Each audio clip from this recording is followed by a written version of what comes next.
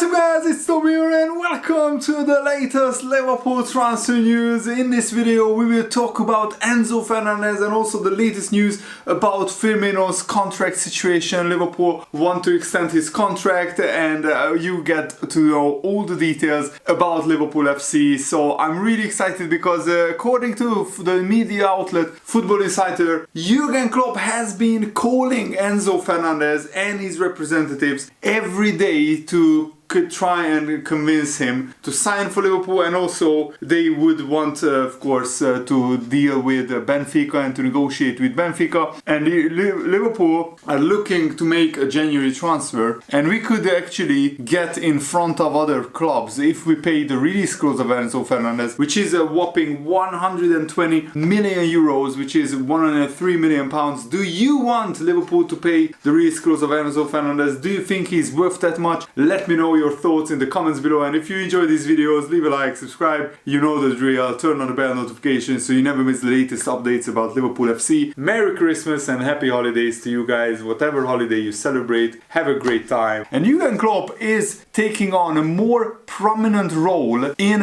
Liverpool's transfer business negotiations, and Liverpool's number one priority is to sign a centre midfielder who has the best years ahead of him, and contact has been made with Benfica according to Football Insider over a potential deal for Enzo Fernandez. Jurgen Klopp is a huge fan, a big admirer of the World Cup winning Argentina midfielder, and according to sources saying that to Football Insider, Jurgen Klopp has been calling every day over potential midfield signings as he looks to help get a deal over the line. And yes, Enzo Fernandez only just moved to Benfica in the summer transfer window from River Plate for like 20 million euros. River Plate also has a 25% sell-on clause on Enzo Fernandez, so that's why Benfica want to get as much money for Enzo Fernandez as possible, because they have to transfer 25% of any transfer fee that they get for Enzo Fernandez back to River Plate. And Fernandez became increasingly influential for Argentina as the World Cup progressed. He didn't start in the group stage in the first one or two games, but then he became a regular midfielder for Argentina as he scored a brilliant goal, and also he became very influential in the Argentina midfield. He was a substitute in the first two games, and then he started the last 5 games as Argentina won the World Cup in a historic World Cup final, which I think will go down as the best World Cup final of all time. And also Argentina won for the first time in 30 something years, 36 years, something like that. I think they won in 1986 when Diego Maradona led Argentina to a World Cup win. And since then they lost I think 2 World Cup finals in 1990 and in 2014 as well. And Enzo Fernandez started against the Netherlands, Croatia, France and Australia, so he played some really big teams, especially Netherlands, Croatia and France. They are really serious nations, and the fact that Enzo Fernandez was really influential in those games suggests to me that he is ready for the big time. And also another reliable journalist dropped an Enzo Fernandez update that could have an impact on the Jude Bellingham deal as well. Jack Talbot, who is the reporter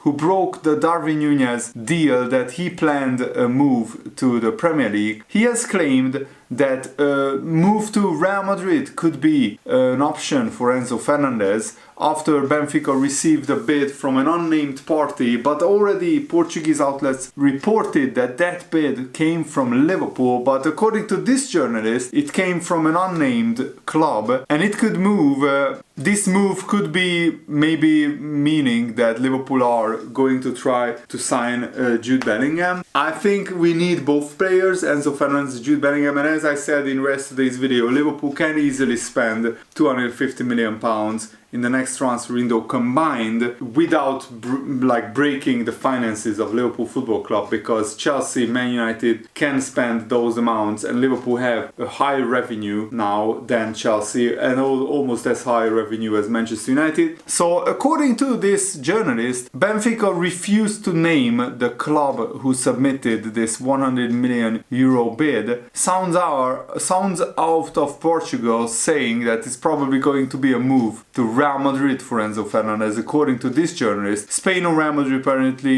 Barcelona could be another option. He hasn't checked yet, but it's going to be Real Madrid, presumably, according to him, which is fantastic if you're a Liverpool fan, he's saying, because surely that's going to open a door for Jude Bellingham. I feel that Jude Bellingham is going to go to Liverpool eventually. I think that's going to get done. That's his personal opinion. According to Florian Plettenberg, Jude Bellingham would be more than £100 million, but at this stage, Benfica doesn't want to sell Enzo Fernandez for anything less than 120 million euros in January transfer window. What I would do for Liverpool, if I was Liverpool, I would sign a cheaper midfielder in the January transfer window, somebody who is available and who can help Liverpool straight away, and try for Enzo Fernandez in the summer transfer window, because in that transfer window probably Benfica would sell him for a little bit less than his release clause. And also Jude Bellingham is definitely not available for the January transfer window, so I would try everything and throw everything at Dortmund to get the Jude Bellingham deal over the line. I think that's an absolute priority, and I think that's what Liverpool desperately need, Jude Bellingham to come in the summer transfer window. And let's see what other options Liverpool have in the transfer window. And Bruno Andrade, a Brazilian journalist, claimed that Liverpool don't want to give Bobby Firmino a 3 or 4 year long contract. They want to give him a 1 year contract extension. Remember, his contract is up at the end of the season, or maybe potentially a 2 year contract extension. And he claimed, this journalist claimed, that Bobby Firmino's preference is to stay at Anfield rather than entertain offers from other clubs. The problem is Bobby Firmino is free to negotiate with any club outside of England from January the 1st, because he only has like 6 months left on his contract when that date arrives. And I think I understand why Liverpool don't want to give him a 3 or 4 year contract, because he's 31 years old. So in 3 or 4 years he will be like 34, 35, and probably not good enough to start for Liverpool.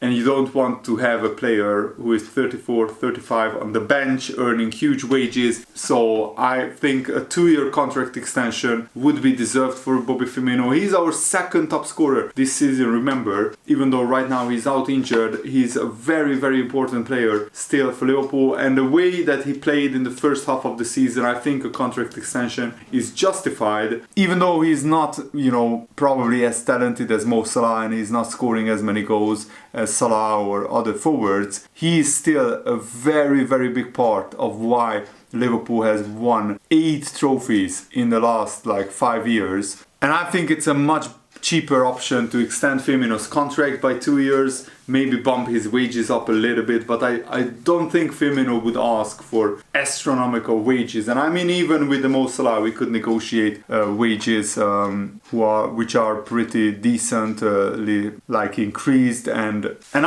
especially after Sadio Mane left for Bayern Munich, it would be really, really awesome if Bobby Firmino retired at Liverpool and Mo Salah alongside him retired at Liverpool. I don't think Firmino would necessarily want to play football at 33 years old, but maybe give him a 2 year contract extension, and then he can maybe go back to Brazil and play for a big Brazilian team for his last few years of his career. And I think the best option is give him a 2 year contract, plus the option for the club to have an option to extend his contract by 1 more year. So basically a 2 + 1 year contract. The 1 year after the 2 is optional for Liverpool. So if Liverpool think Firmino is good enough, they can extend his contract automatically if Firmino wants to stay as well. And if after 2 years he's really in decline, we can just let him go on a free transfer. And I think Liverpool already have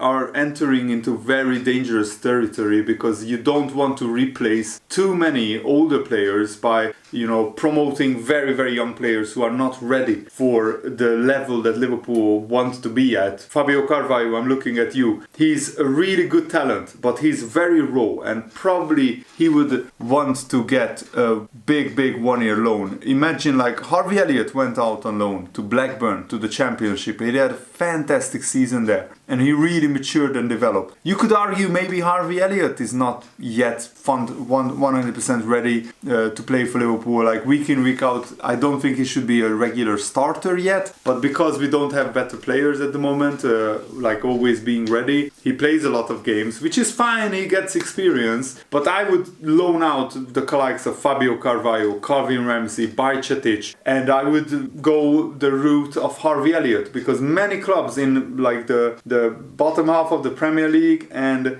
in the Championship would love to take a player like Fabio Carvalho. They would love to take a player like Calvin Ramsey or Bajcetic and give them regular playing time, regular playing minutes, and that way I think they would grow and develop and also play a lot of minutes, a lot of games. That's what young players need. They don't need to sit on the bench and maybe play some minutes in the Premier League as a substitute, some minutes in the League Cup, in the FA Cup. You could argue in Carvalho's case, he has an opening because Liverpool have Darwin Núñez, at the moment Mo Salah as our two fit forwards. Firmino is injured, Luis Diaz is injured, Diogo Jota is injured. Yes, Firmino is not long term like the other two, but still, for the next 2-3 weeks, Carvalho could play a lot of games for Liverpool. But is he good enough to play regularly after that? So after Firmino comes back from his injury, that's a big conundrum for Liverpool. Do we loan Carvalho out, and then if another injury happens to Darwin Núñez or Firmino, we will be very short in the forward areas. Who can play left wing if Carvalho is not here? Darwin Núñez can play left wing, but then